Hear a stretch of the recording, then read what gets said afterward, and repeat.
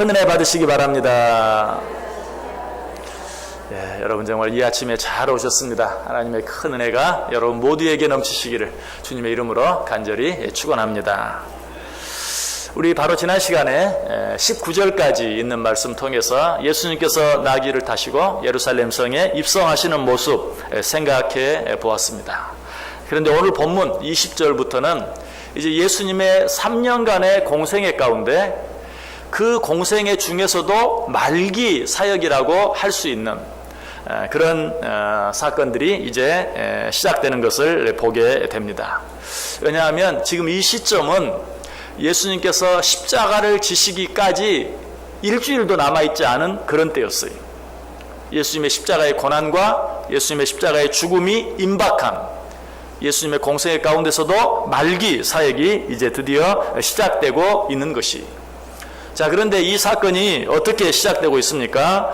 오늘 본문이 시작되는 20절 말씀 보시면 몇몇 사람들이 예수님을 찾아오는 것을, 그래서 예수님을 뵙기를 청하는 모습으로 오늘 본문이 시작되고 있는 것을 보게 되죠. 20절과 21절 보시기 바랍니다. 명절에 예배하러 올라온 사람 중에 헬라인 몇이 있는데 그들이 갈릴리 베세다 사람 빌립에게 가서 청하여 이르되 선생이여 우리가 예수를 배웁고자 하나이다 하니. 몇 사람이 예수님을 찾아왔어요.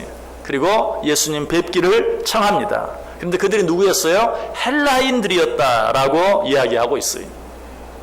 자, 헬라인은 어떤 사람들입니까? 일반적으로 성경에 보면 이런 말 많이 나오죠. 유대인이나 헬라인이나. 자, 이렇게 말할 때 유대인이나 헬라인이나, 여기서 유대인은 그야말로 하나님의 선택을 받은 백성, 선민들을 말하고, 헬라인들은 그렇지 않은 이방인들을 말해요. 그래서 하나님의 선택을 받은 선민과 그렇지 못했다고 생각하는 이방인들. 그래서 유대인과 헬라인, 유대인이나 헬라인이나, 그러면 세상 모든 사람을 말하는 것이. 이처럼 헬라인이라는 말은 이방인을 가리키는 말이에요. 그리고 우리말로는 다 헬라인이라고 말하는데 영어 성경을 자세히 보면 이 헬라인이라는 표현이 두 가지로 나뉘어서 사용하고 있는 것을 보게 돼요. 한 가지는 헬레네스라는 단어를 쓰고요. 또 하나는 헬레니스트라는 단어를 사용해요. 근데 헬레네스라는 단어를 사용했을 때는 주로 이방인들을 이야기할 때, 주로가 아니고 헬레네스라는 단어를 사용했을 때는 완전한 이방인들을 가리켜서 이야기하고, 그러나 헬레니스트라고 말할 때는 꼭 이방인은 아니, 유대인일 수도 있어요. 그럼에도 불구하고 헬라인처럼 사는, 헬라 문화 속에서 헬라어를 사용하며 사용한 이런 사람들을 가리켜서 헬레니스트라고 구별해서 사용하기도 해요. 자, 그렇다면 오늘 본문에 있는 언어를 봤을 때 이 본문에서 말하는 헬라인은 정확하게 완전히 헬라인들, 유대인과는 구별이 되는 그런 자들을 이야기하는 것을 보게 됩니다. 자, 제가 왜 오늘 이 사실을 강조하고 있습니까? 그것은 지금 예수님을 찾아와서 예수님을 만나기를 원하는 자들은 다른 자가 아니라, 유대인이 아니라 이방인들이었다. 하나님을 알지도 못하고 또 당시까지만 해도 구원의 가능성이 전혀 없다고 사람들이 생각했던 이방인들이 이 6월절 명절에 예루살렘까지 올라와서 예수님 뵙기를 청하고 있다. 오늘 본문에는 그들이 청하여 이르되라고 말하고 있는데, 사실 이 원문의 의미는 이보다 좀 더 강해요. 간청하여 이르되라고 해석하는 것이 좀 더 맞아요. 그냥 예수님 좀 뵐 수 있을까요? 라고 부탁하는 정도가 아니라 예수님 꼭 뵙기를 원합니다 라는 간청하고 있는 그런 모습을 보게 돼요. 자, 이 사실을 누가? 빌립과 안드레가 예수님께 전하죠. 이방인들이 지금 예수님을 찾아왔습니다. 이방인들이 예수님을 찾아와서 예수님 만나보기를 원하고 있습니다 라고 말하는 것이죠. 자, 이때 예수님께서는 뭐라고 대답하십니까? 뭐 들여보내라. 아니다, 나는 만나고 싶지 않다. 예스도 아니고 노도 아니고 전혀 뜻밖의 대답을 하고 계시는 것을 보게 되죠. 23절 보세요. 예수께서 대답하여 이르시되 인자가 영광을 얻을 때가 왔도다. 인자가 영광을 얻을 때가 왔도다.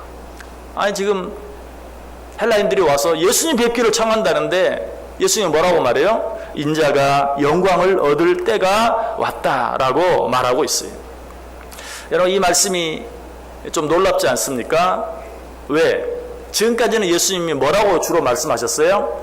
아직은 때가 되지 않았다. 내 때가 아니다. 내 때가 이르지 아니하였다. 늘 그렇게 말씀하셨어요. 근데 드디어 오늘 본문에서 때가 왔다라고 말씀하고 계시는 것을 보게 돼요. 여러분 제일 먼저 예수님께서 공생애를 시작하시면서 가나의 혼인잔치에서 마리아가 부탁하죠. 혼인집에 포도주가 떨어졌습니다. 어떻게 좀 해주십시오 라고 예수님께 말하죠. 그때 예수님이 뭐라고 말합니까? 내 때가 아직 이르지 아니하였다. 또 예수님의 형제들이 유월절이 되었을 때 좀 당신이 뭔가를 하기를 원한다면 저 예루살렘 성, 이 많은 사람들이 모이는 이 명절에 저 예루살렘 성에 올라가셔서 뭔가 좀 해보십시오 라고 이야기했을 때도 내 때는 아직 이르지 아니하였다.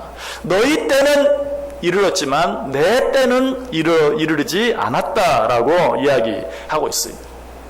또 이런 직접적인 표현 외에도 간접적으로 예수님의 때가 아직 이르지 아니한 것을 여러 번 더 이야기하죠. 요한복음 7장 30절에서도 그들이 예수를 잡고자 하니 손을 대는 자가 없으니 이는 그의 때가 아직 이르지 아니하였음이러라 라고 이야기하죠. 또 요한복음 8장 20절에도 이 말씀은 성전에서 가르치실 때에 헌금함 앞에서 하셨으나 잡는 사람이 없으니 이는 그의 때가 아직 이르지 아니하였음이러라. 이처럼 성경에 내 때가 아니다, 내 때가 이르지 아니하였다, 그의 때가 이르지 아니하였다 이런 표현들이 너무나 많이 나오고 있는 것을 보게 돼요.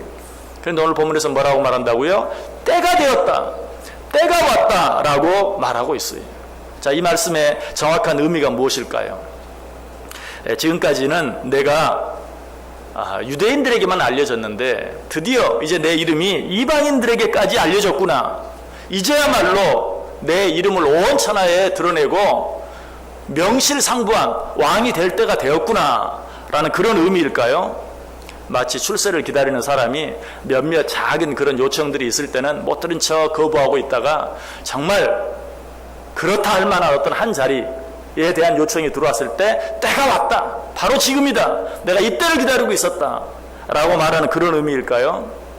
여러분 낚시를 해보는 분들도 그렇죠. 낚시를 하다 보면 어때요? 입질이 시작되죠. 찌가 까딱까딱 움직입니다. 낚시를 못하는 사람은 어때요? 그때 그냥 낚시를 잡아 올렸다가 찌만 뺏기고 많은 경우가 많죠. 그래 정말 꾼들은 어떻습니까? 까딱까딱 할 때는 어때요? 가만히 있습니다. 입질이 시작되었구나.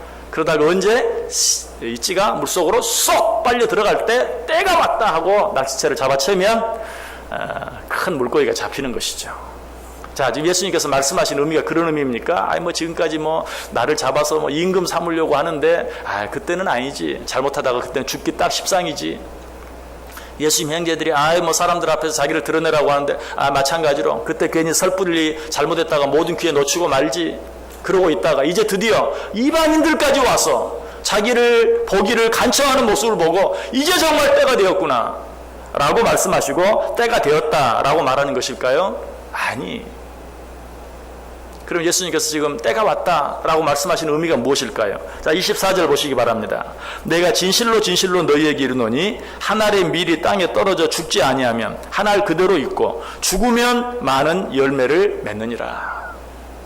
자, 때가 되었다 라고 말씀하신 후에 곧바로 하시는 말씀이 뭐예요? 한 알의 밀알이 땅에 떨어져 죽으면 많은 열매를 맺지만 죽지 않고 그대로 있으면 아무 열매도 맺지 못한다. 주님께서 말씀하시는 때가 어느 때입니까?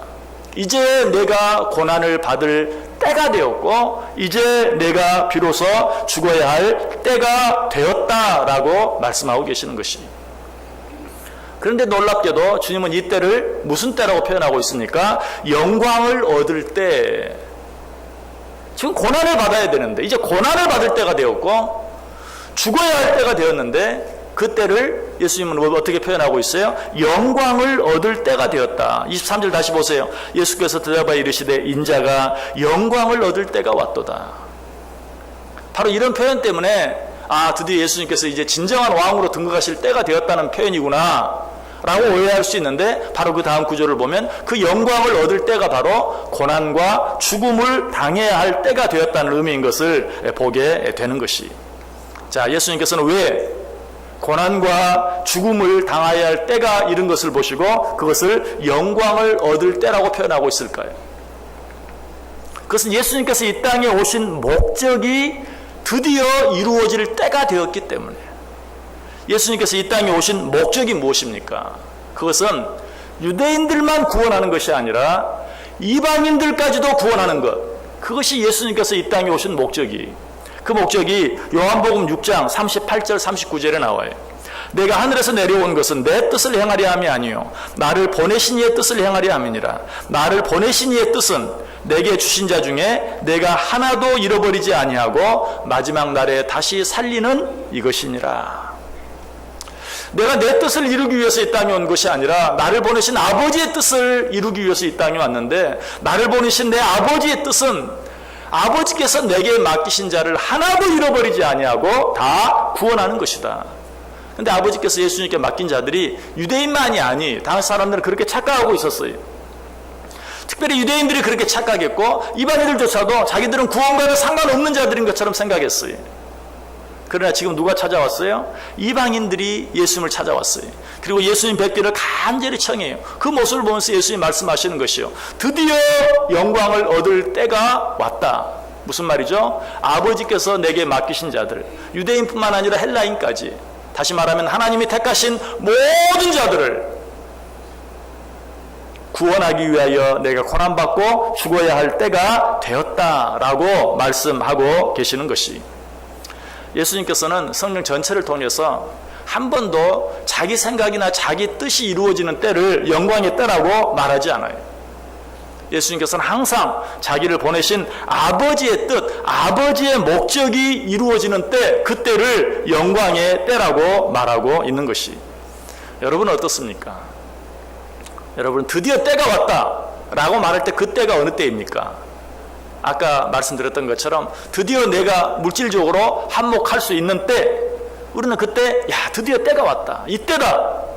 또 세상의 어떤 명예나 권력을 얻을 수 있는 어떤 때, 우리는 그때 뭐라고 말합니까? 드디어 때가 왔다, 기회가 왔다, 내가 이때를 위해서 얼마나 오랫동안 참고 기다렸던가 라고 말하기를 좋아하죠. 그러나 주님께서는 그러지 않아요. 자기의 어떤 때, 자기의 어떤 영광이 드러나는 때가 아니라 아버지의 뜻과 아버지의 목적이 이루어지는 때, 그때를 영광의 때라고 말하고 있는 것을 보게 되는 것이.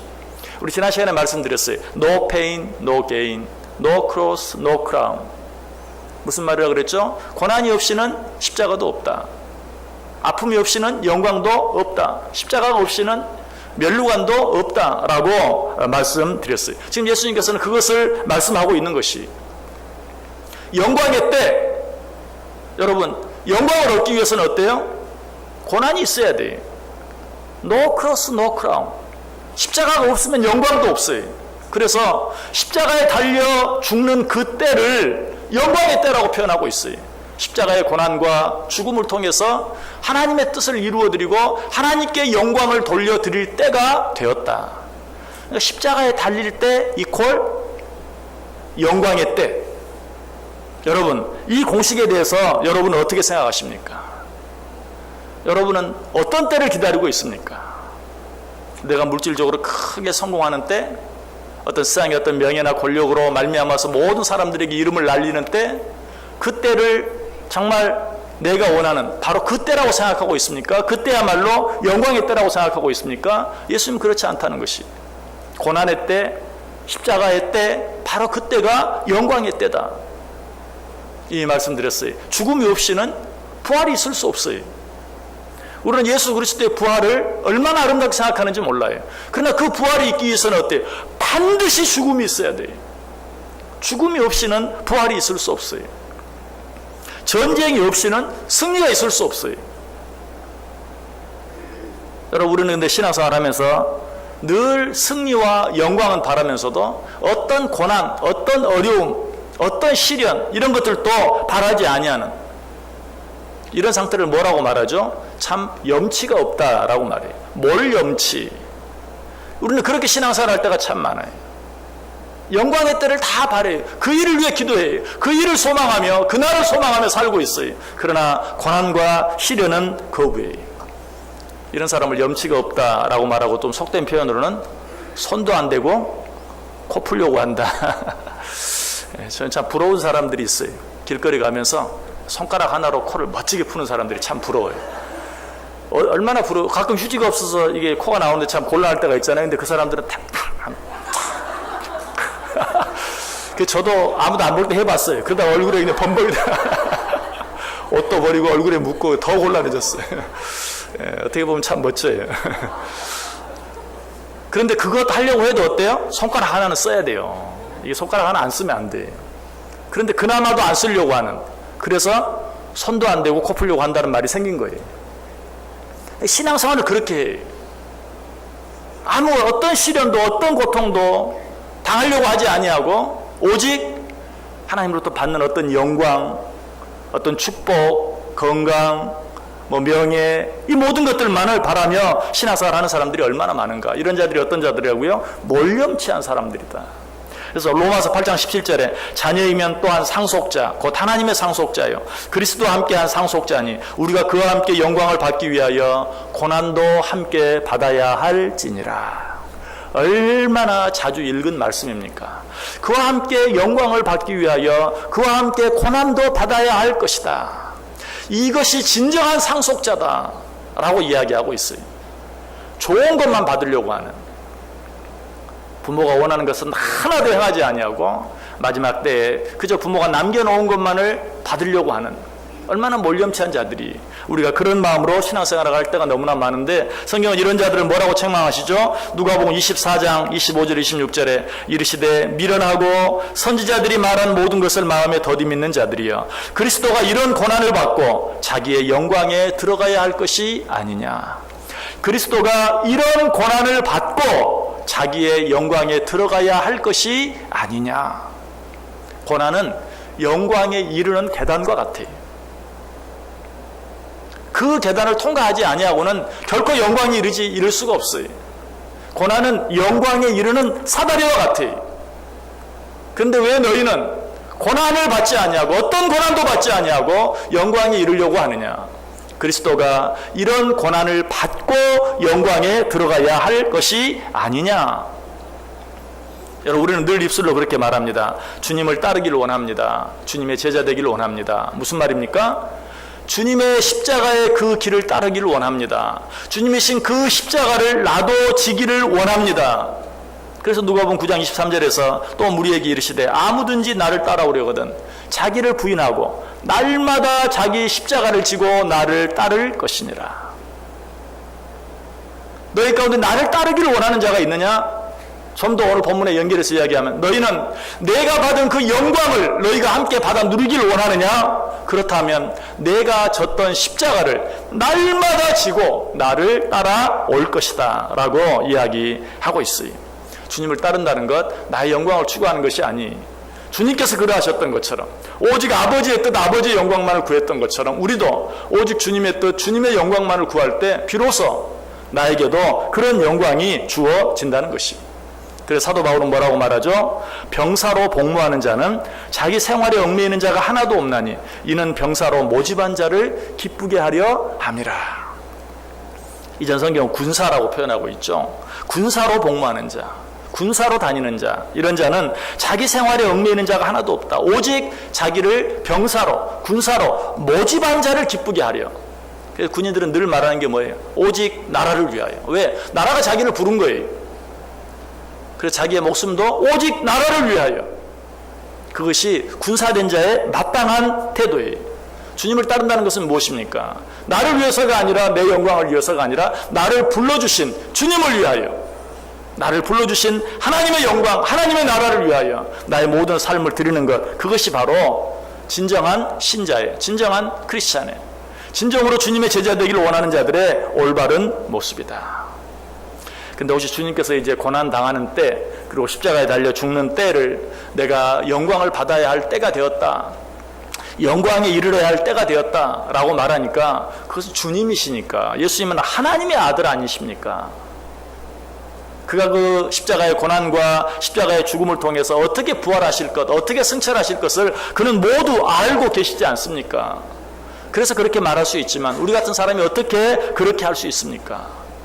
여러분, 예수님은 하나님의 아들이심이 틀림없습니다. 그럼에도 불구하고 그는 우리와 똑같은 인간으로 오셨어요. 그래서 그가 십자가에 당하신 그런 고난은 보통 사람인 우리가 십자가에서 당하는 그 고난의 아픔과 고통과 똑같은 것이 조금도 차이가 없어요.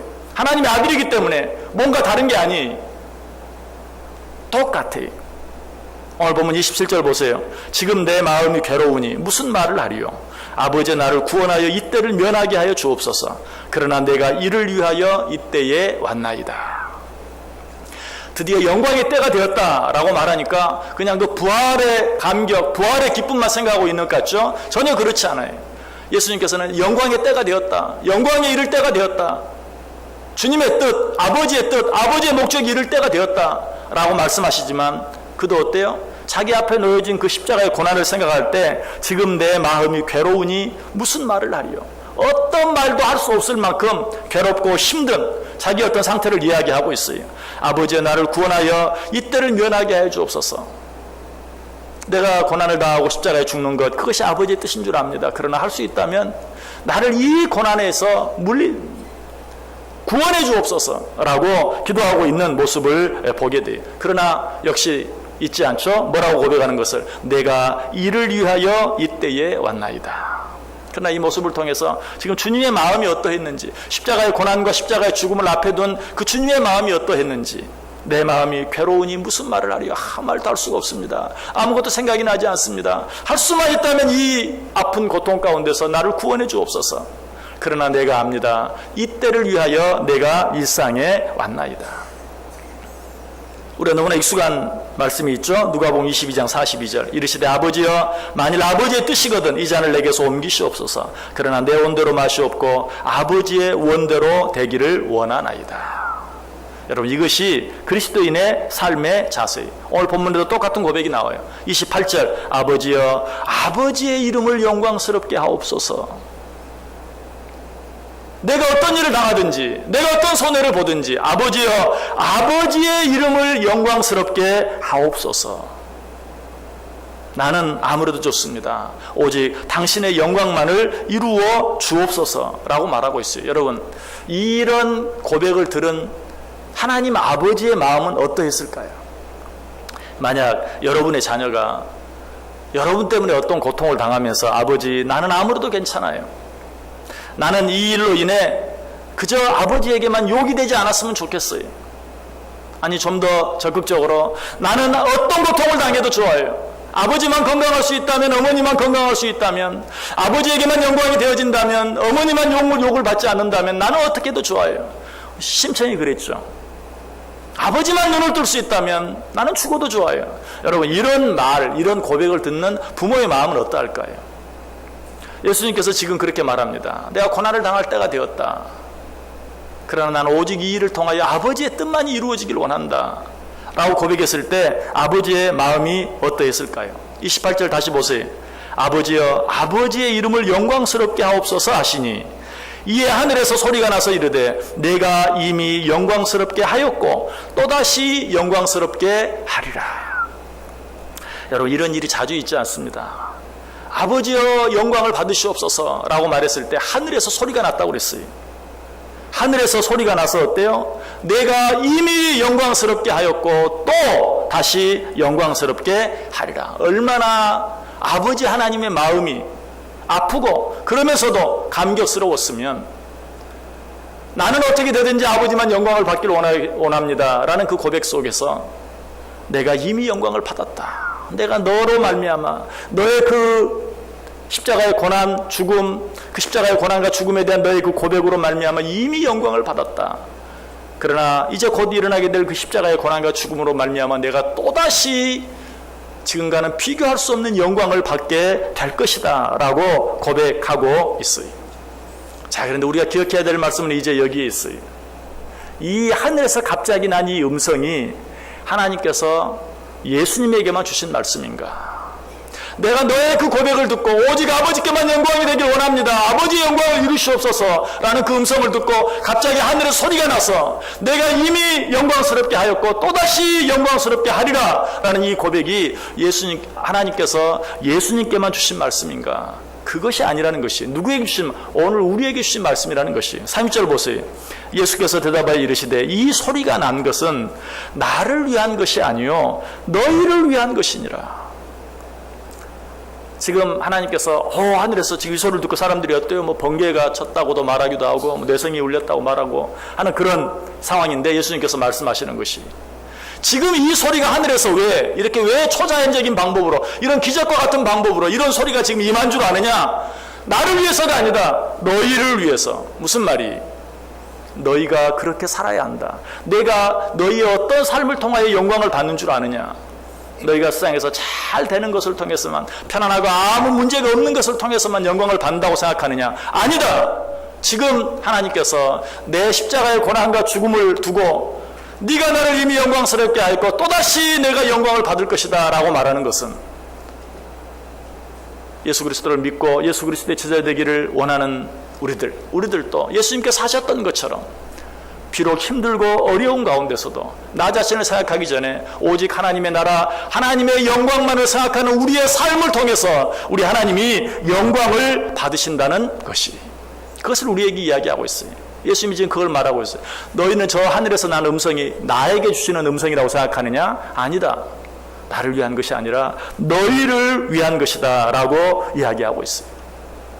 말씀을 마칩니다. 우리는 내게 유익이 되는 내게 영광이 되는 어떤 일만 있으면 드디어 때가 되었다라고 말합니다. 그러나 오늘 주님께서는 그렇게 말하지 않습니다. 고난이 닥쳐오고 십자가의 죽음이 앞에 왔을 때 그로 말미암아 하나님의 뜻이 이루어지고 하나님의 영광이 드러나게 될 때가 되었을 때 비로소 드디어 내 때가 되었다. 예수님의 이름이 드러날 그런 기회가 왔을 때는 아직 내 때가 이르지 아니했다. 아직 내 때가 이르지 아니하였다. 그러나 자기는 고난을 받고 자기는 십자가에 달려 죽을 때가 되었는데 그로 인하여 주님이 아버지께서 영광을 받게 되셨을 때 비로소 그는 때가 이르렀다라고 말씀하셨다는 사실이.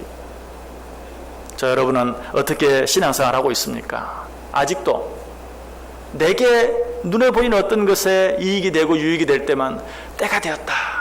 이 일을 통해서 하나님 영광 받아 주옵소서라고 말합니까? 그것이 아니라는 것이 하나님의 나라와 하나님의 영광을 위해서 때때로 손해보기도 하고 때때로 지기도 하고 때때로 고난을 당하고 때때로 고통을 당하는 그 일을 통하여 주님께서 이 일을 통하여 영광을 받으신다면 나는 기꺼이 감수하겠습니다.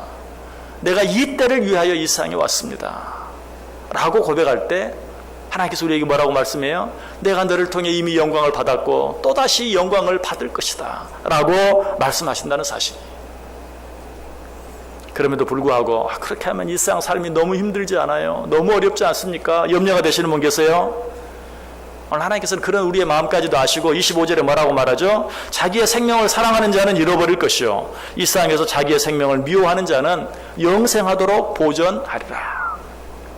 이것도 너무 잘하는 말씀이죠. 내가 기아히 무엇을 이루기를 원하고 기아히 무엇을 갖기를 원하면 결국은 잃어버리고 말 것이다. 그러나 하나님의 나라와 영광을 위해서 기꺼이 그것들을 놓아줄 수 있을 때 기꺼이 그것을 포기할 수 있을 때 비로소 너에게 가장 귀한 것을 내가 너에게 허락해 주겠다. 잠언 4장 8절에서도 말합니다. 그를 높이라 그리하면 그가 너를 높이 들리라. 만일 그를 품으면 그가 너를 영화롭게 하리라. 내 영광은 어떻게 됩니까? 하나님의 영광도 좋지만 그렇게 말하는 우리들을 향해서 네가 나를 영화롭게 하면 내가 너를 영화롭게 하고 내가 너를 높여줄 것이다. 누가복음 14장 11절도 말합니다. 무릇 자기를 높이는 자는 낮아지고 자기를 낮추는 자는 높아지리라. 무엇보다도 마태복음 6장 33절 그런즉 너희는 먼저 그의 나라와 그의 의를 구하라. 그리하면 이 모든 것을 너희에게 더하시리라.